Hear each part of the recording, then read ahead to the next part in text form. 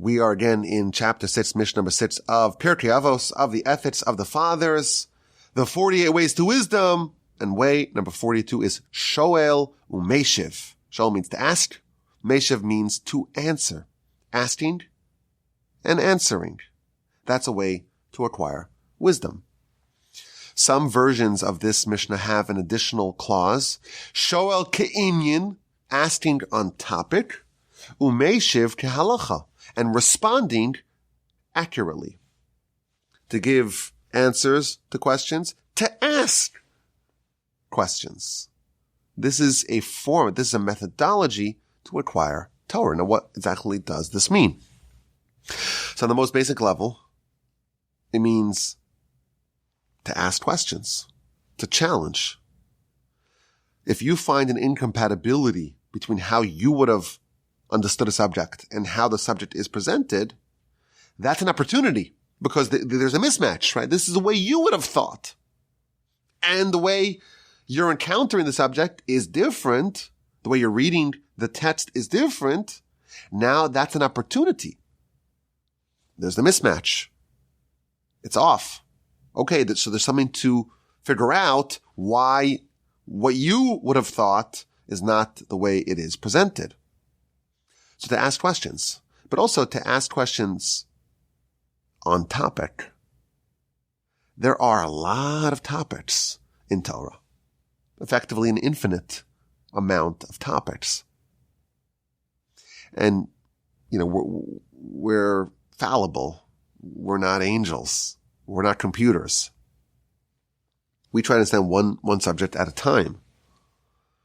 And therefore, it's important to make sure that when you do ask questions, they are on topic. And if you're trying to study something and it's confusing as is, you got to do it very slowly, very carefully. You're trying to slowly edge your way into the deeper elements and realms. If someone throws a curveball and they ask a question that's off topic, it's from a different subject, and you just create this little mishmash where you're studying one subject, but the question comes in from left field, that creates confusion. And you'll end up that both subjects, the subject that you're studying and the question that came from a different subject, they both will become garbled.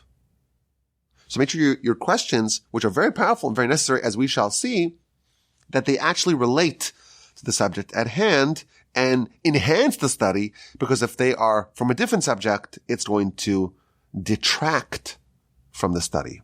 So not all questions are created equal. The Talmud advises us to never ask off-topic questions.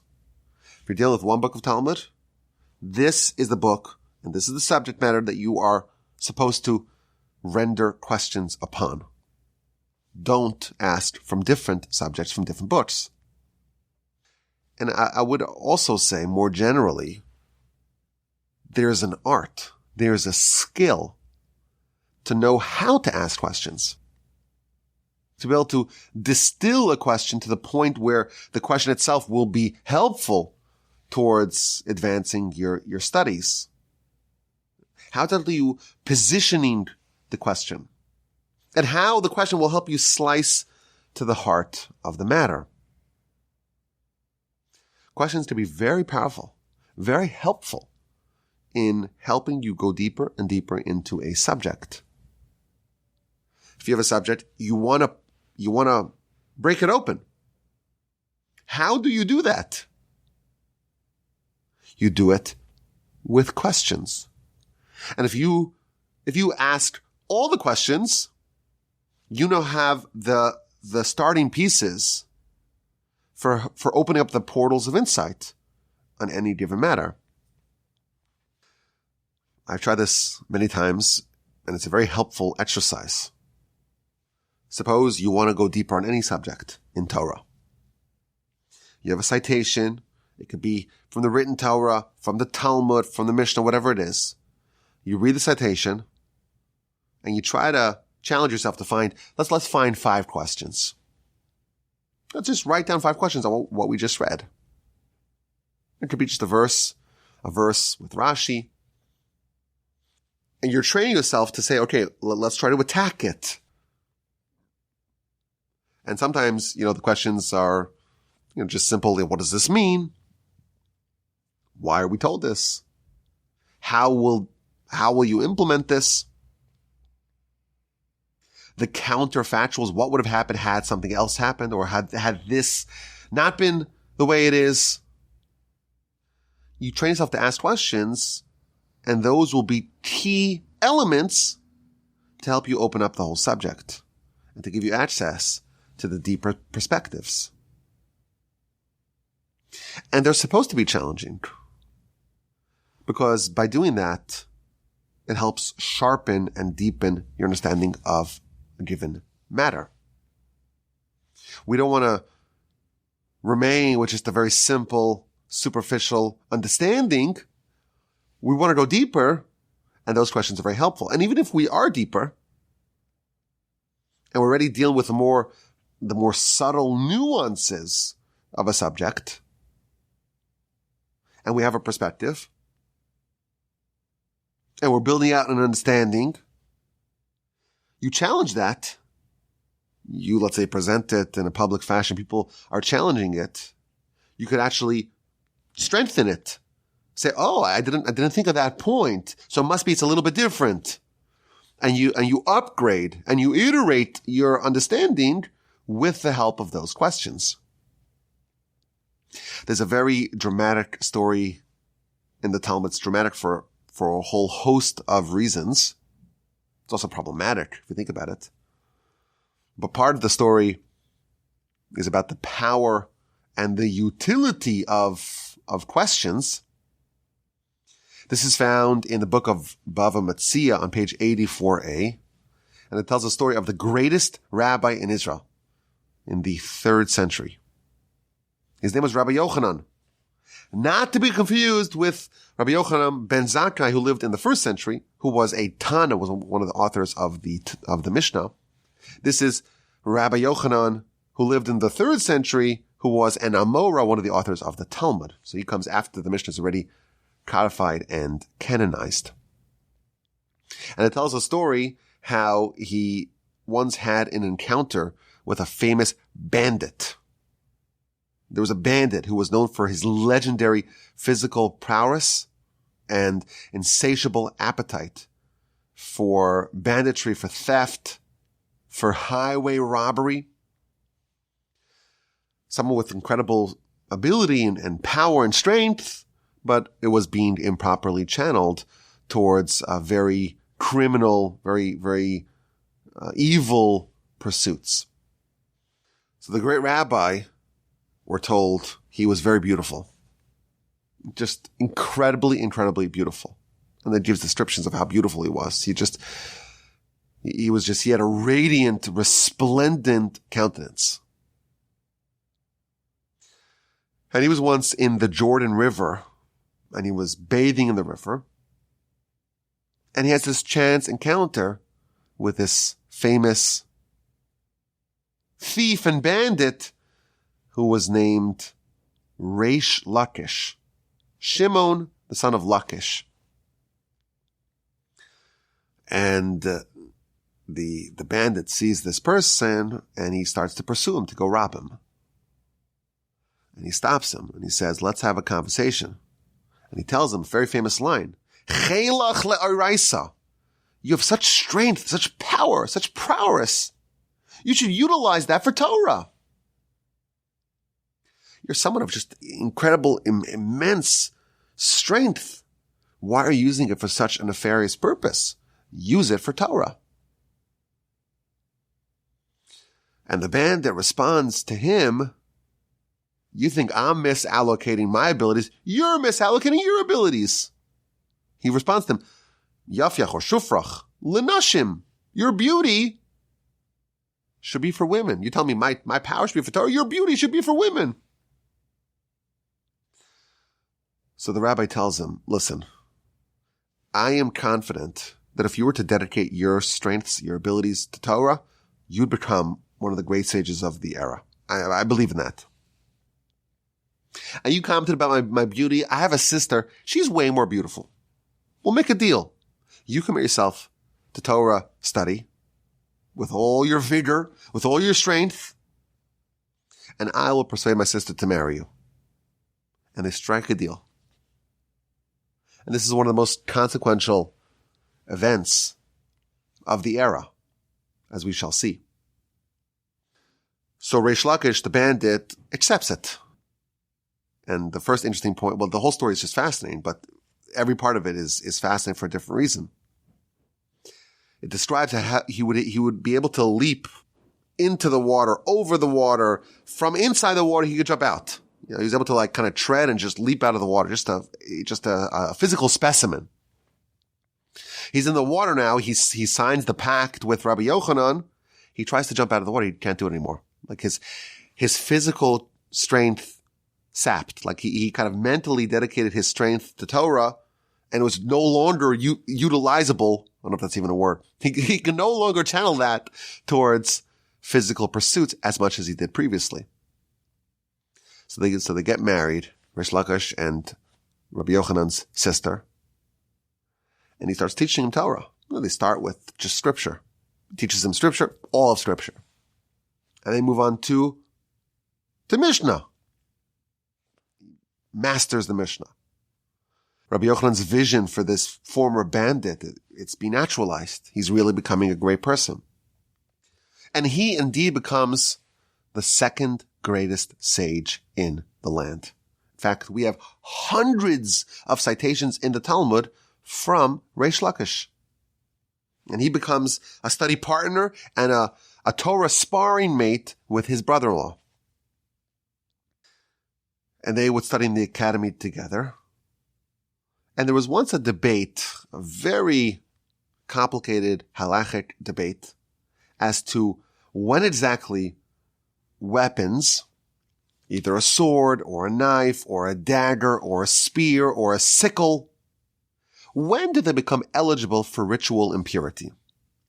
Now, the backstory for that is that if something is under production, it's not being finished, it's not done, it's like you're trying to craft a product, but it's not finished, it cannot yet become impure because it's not finished. So once it does become finished, now it's huchshar, became now eligible to become impure because now it's a finished product. But at what stage in the production does it become eligible to become impure? So there was a debate. When is it completed?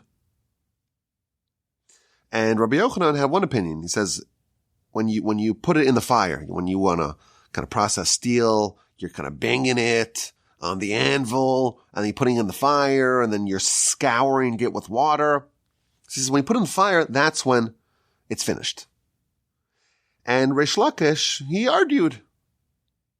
He said, no, not when you put it in the fire, but after you put it in the fire, you scour it in the water, that's when it becomes finished. So they had this disagreement, and it unfortunately devolved into an argument. And Rabbi Yochanan tells Reish Lakish, listen, you're a bandit. You know weapons. You know weapons. The bandit knows exactly all about the weapons. So that's an insult, because he's now a great sage. But he's kind of referencing his previous career as a bandit. So this kind of escalates into a little bit of an argument. And Reish Lakish responds to Rabbi Yochanan. He says, what did I gain? I was a bandit. And now you still call me a bandit.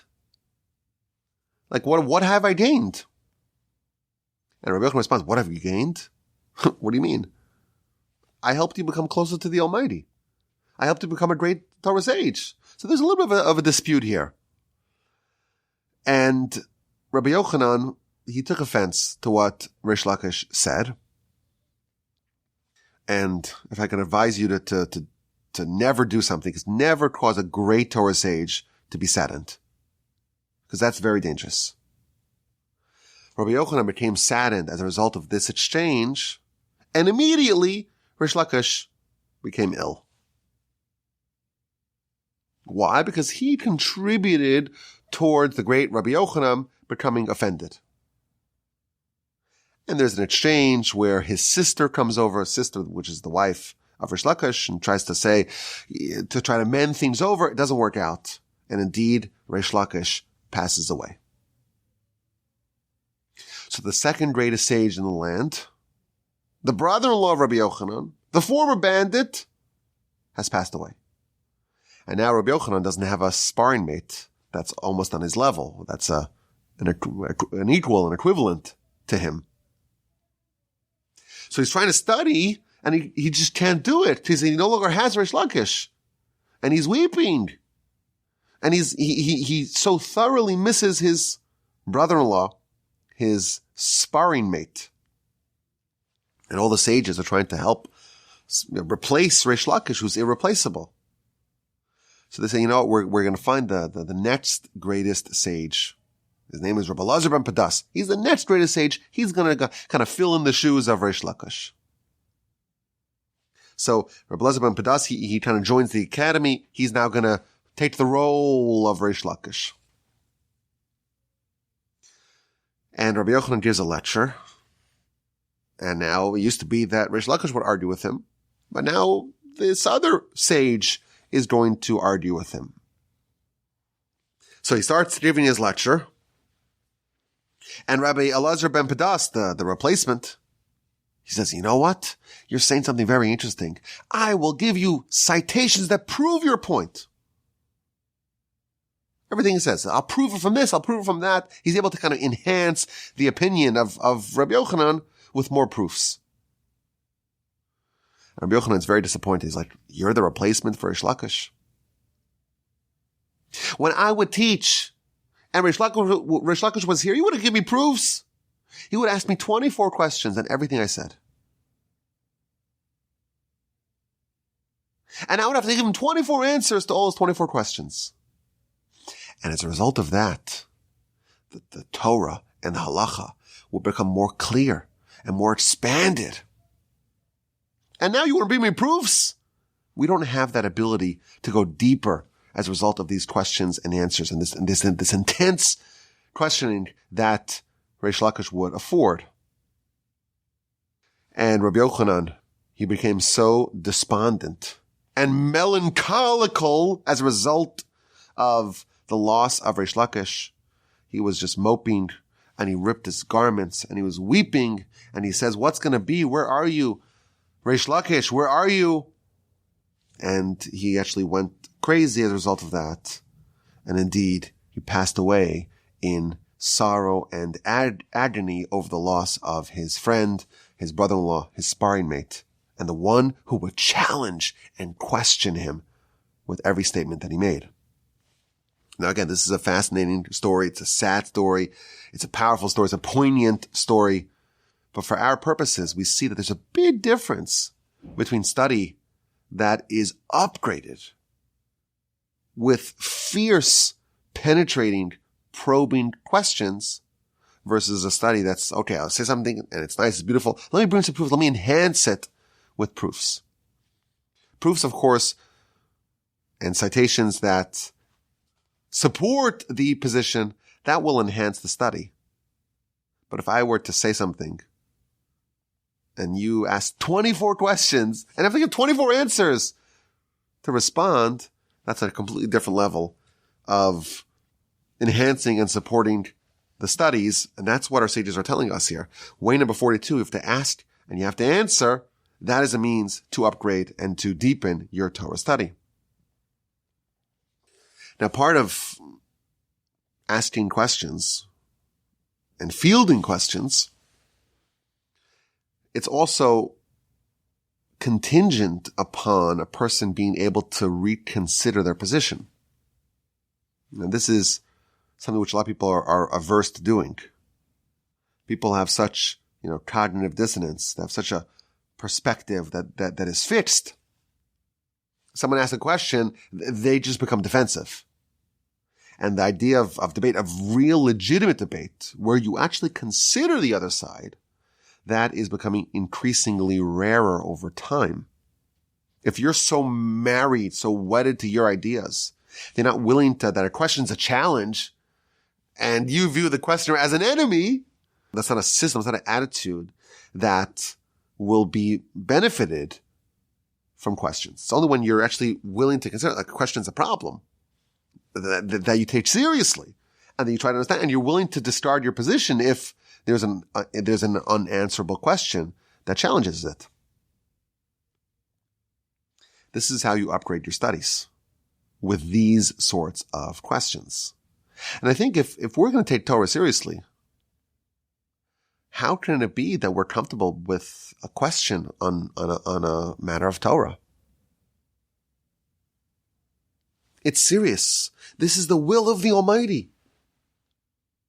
This is 1000% truth. We can't just say, what difference does it make if there's a question? It's not so important.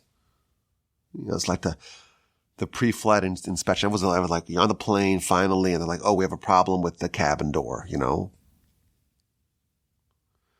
So everyone gets upset because that means you're going to spend a few hours on the tarmac, or you might miss your flight, you might miss your appointments. But no one's going to say, what difference does it make if there's a few bolts missing on the plane? We'll just risk it. Let's wing it. Because we understand that the consequences are very grave if there's something wrong. The consequences of something wrong being present with Torah, that's very serious. When there's a question, you can't simply ignore it. Similarly, when other people ask questions, you cannot ignore it. How can you tolerate having something which is unresolved in Torah? If someone does not question Torah, if someone just shirks their responsibility to challenge, if someone avoids the pain of a question, if someone tries to avoid answering a question, they are treating Torah and matters of Torah with insufficient reverence, and obviously they won't acquire it as deeply. Moreover, as we have seen, if someone wants to ever get to the deeper insights, the deeper levels of understanding, one of the best ways to do it is via the question and answer format. And someone who does not do that will be locked out of the deeper understandings, and it's not what we want. We want to go as deep as we can, and therefore we have way number 42, Shoel Umeshiv, asking and answering. This is another terrific way to acquire Torah. And as I say all the time, I hereby am soliciting your questions. Send them to me via email, rabbiwolbe@gmail.com.